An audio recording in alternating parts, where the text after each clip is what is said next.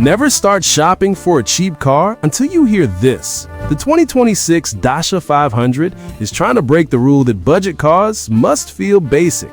If it delivers even half of what is hinted, the small car game is about to change. Here is what we know so far and why people are watching it so closely. This is a compact car aimed at real life, not showrooms. Dacia is pushing value first, but without the boring look many expect at this price. The brand's larger Bigster is already on the Car of the Year 2026 shortlist, which tells us Dacia's new design vibe is working. That momentum matters because the 500 is expected to carry the same simple but smart spirit in a smaller body. For years, the problem with affordable cars has been obvious. You save money, but you give up design, comfort, and often fuel economy.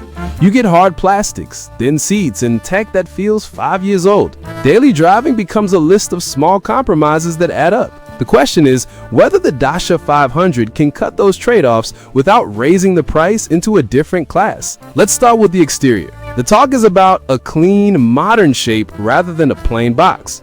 Think straight lines, a tidy stance, and no loud chrome. Hints suggest owners may get basic personalization with items like 500 wheels and rear sport slots. Expect cues scaled down from the Duster and Jogger, just tighter and city-friendly. Nothing shouty, everything purposeful.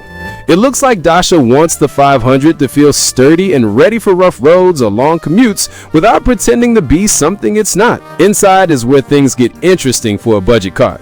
We're hearing about new door panels, fresh carpet, a new headliner, and new seat covers. That alone tells you Dacia is working on perceived quality. A factory sensor console is also mentioned, which usually means better storage and a cleaner layout. Expect easy-to-wipe materials, smart spaces for phones and keys, and controls that are simple to use. Not luxury, but not bare bones either. If Dacia adds a small touchscreen with Apple CarPlay and Android Auto, the cabin could feel a class up for everyday use. Power matters, even in a city car. Two engines are on the table, a 70 horsepower 1.0-liter SCE petrol unit for buyers who want low running costs, and a 100 horsepower variant for those who want a bit more punch. The 70 horsepower option targets about 4.3 liters per 100 kilometers, which is strong for the price. Manual should be standard, and an automatic may appear, likely tied to the stronger engine.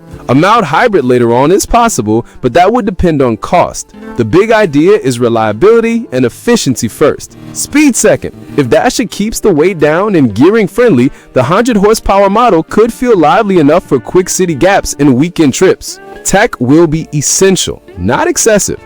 Expect the basic safety like ABS, stability control, and multiple airbags. Parking helpers or a rear camera could be optional. If the center console houses a basic touchscreen with Apple CarPlay and Android Auto, most drivers will have everything they need. Air conditioning, power windows, and a decent sound system should be on the list because those are the features people actually use daily. This is value by design, not value by cutting corners. So what is the big promise here? A small car that looks modern, feels well put together, and sips fuel without feeling cheap. A cabin that withstands kids, pets, muddy shoes, and long commutes. Running costs that stay low even when fuel prices rise. And a driving experience that is calm, predictable, and easy to park. Here is the key moment for buyers on a budget. If the Dacia 500 launches with the upgraded interior, the 70 or 100 horsepower choices, that 4.3 liters per 100 kilometers target, and simple tech that just works, it will set a new baseline for affordable motoring. Not flashy, not fragile, just honest. And that's a bigger deal than any fancy feature list because it changes what we expect from entry-level cars. To wrap up, the 2026 Dacia 500 looks ready to attack the old trade-offs that made cheap cars a chore. Cleaner design, tougher cabin, smart storage, and engines focused on real-world economy. If Dacia prices it right and delivers on these upgrades, this could be the budget car that feels anything but bargain. I will keep tracking the details as they land because the final spec will decide how far this rule rewrite goes.